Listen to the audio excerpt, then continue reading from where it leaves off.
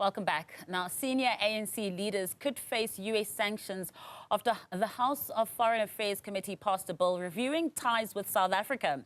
The bill, backed by a Republican majority, targets South Africa over its genocide case against Israel at the ICC and ties with China, Russia and Iran. The bill still needs approval from Congress and the Senate before President Trump can sign it into law. Now let's speak to Professor Lisa Otto, who's the Deputy Director of African Diplomacy and Foreign Policy at the University of Johannesburg. Prof, thank you so much for joining us this evening. I guess you could say that, the writing was on the wall. Wouldn't you say that, considering everything that's been unfolding between the US and South Africa since Trump's return to office? Yes, I don't think it's a surprise that the relationship remains kind of negative in this bad position. We knew that this was coming. There have been efforts to have the bilateral relationship reviewed since the news of Lady R and that debacle that you'll remember from a few years ago. So given what has happened in the interim in those last couple of years, I don't think we should be surprised at all. Now, I guess the big question that most people want to know is, should this happen, how will it affect South African ordinary citizens? I mean, these sanctions, while targeting the ANC and SA government, can it be separated from ordinary citizens?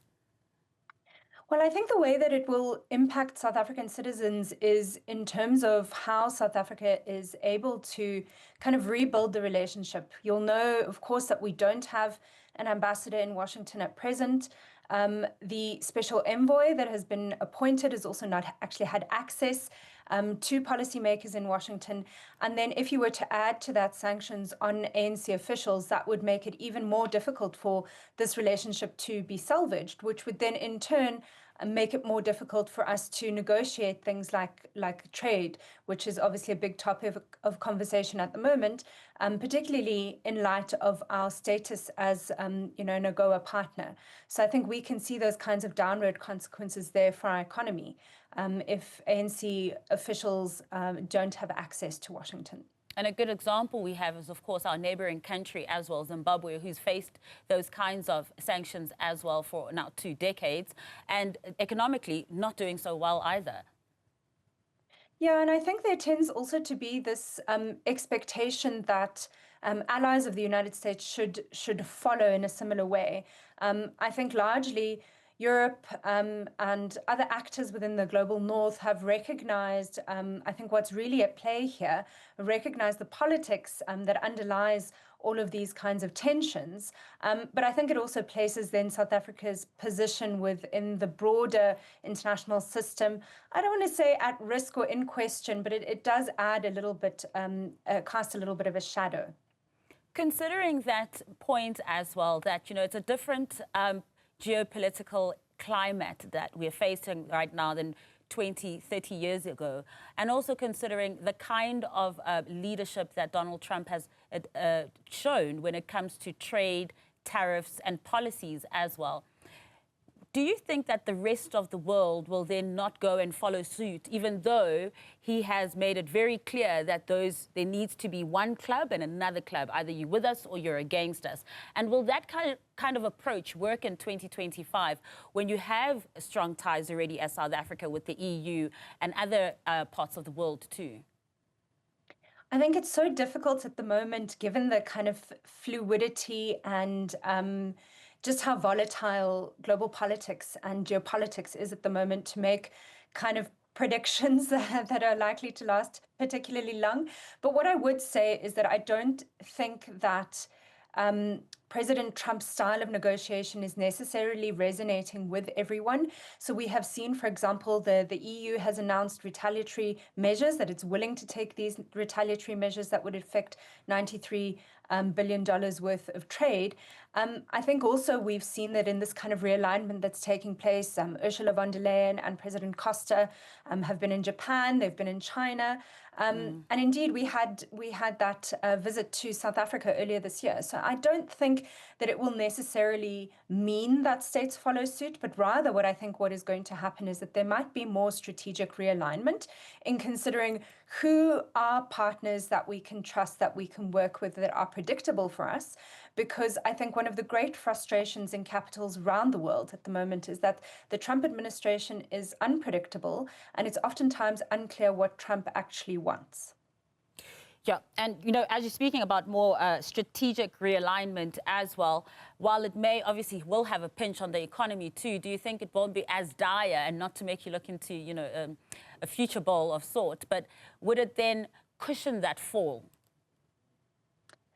Look, I mean, I think it's tried to. It's been kind of packaged that way.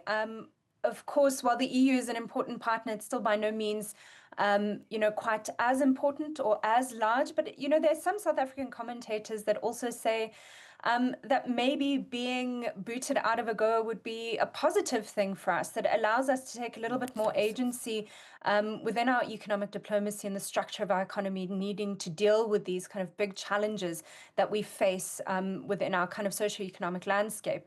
So I think it is really difficult to say, but I do think that one must also consider that Trump's decision-making is not necessarily popular. His approval ratings are particularly low.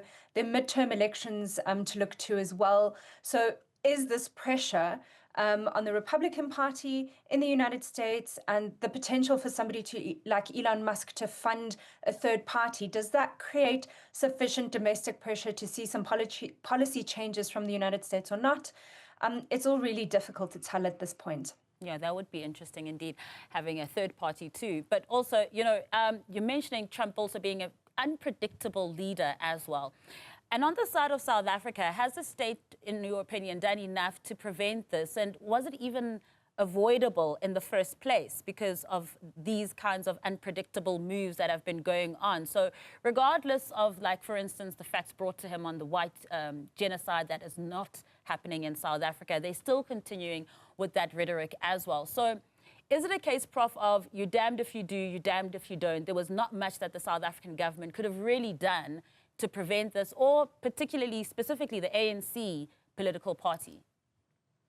I think it's a little bit of both. So I think you've had these tensions, particularly with the ANC, that are long-standing, that date back to the kind of apartheid days. I think that at the same time, this narrative South Africa is being used as a scapegoat, because this narrative does play into domestic politics, and it allows this kind of white victimhood narrative to have some sort of concrete example. I don't think policymakers in the US want to hear any other narrative, at least at the moment. But having said that, I do think that the time has now come to appoint an ambassador. I think that initially South Africa was probably, quite playing it careful to make sure that they get the right person in place. And as I said, to get Jonas playing a role of kind of stabilizing those bilateral relations. But I kind of think we're leaving it maybe too long, and that the time has come to put somebody in place who's going to be palatable to the United States. That's important. It doesn't help sending somebody who can't open these doors that are obviously quite firmly shut. So that person must be palatable, but at the same time, they must be able to convincingly convey South African policy positions to put us across in a more positive light, and in a way that policymakers in the United States are more likely to accept. So I think a little bit of both. And just my final question to you, Prof, about finding somebody who is palatable, and that balance also of sticking to your principles, and also remembering that this is, of course, a sovereign state as well when it comes to foreign policy and trying to influence or interfere with South Africa's foreign policy. Just today as well, the ANC is meeting. There's a summit in Kempton Park for liberation movements across the African continent. And one of the things that one of its ANC-NEC leaders was saying was that the question of Palestine will be brought back to the fore, but obviously not to question it, just to double down, to confirm and affirm that South Africa does support Palestine and will continue to support Palestine. Now, with rhetoric like that happening, and if you do still then have a palatable ambassador who's then sent, those efforts are then also null and void, would you say? I don't know. I think, I don't think Trump has a deep enough appreciation for sovereignty, and that, it takes all different types of people and of countries and of views to make the world. South Africa is not going to let its support for Palestine go. It shouldn't.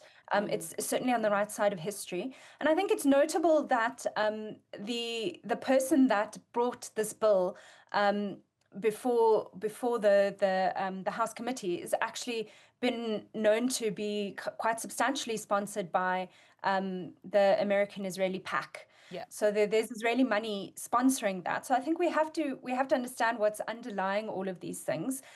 Indeed, the narrative of Afrikaner genocide in South Africa kind of tries to argue that if you are a country that's committing a genocide, how can you accuse another country of committing a genocide? So kind of to delegitimize the argument that we're making at the ICJ.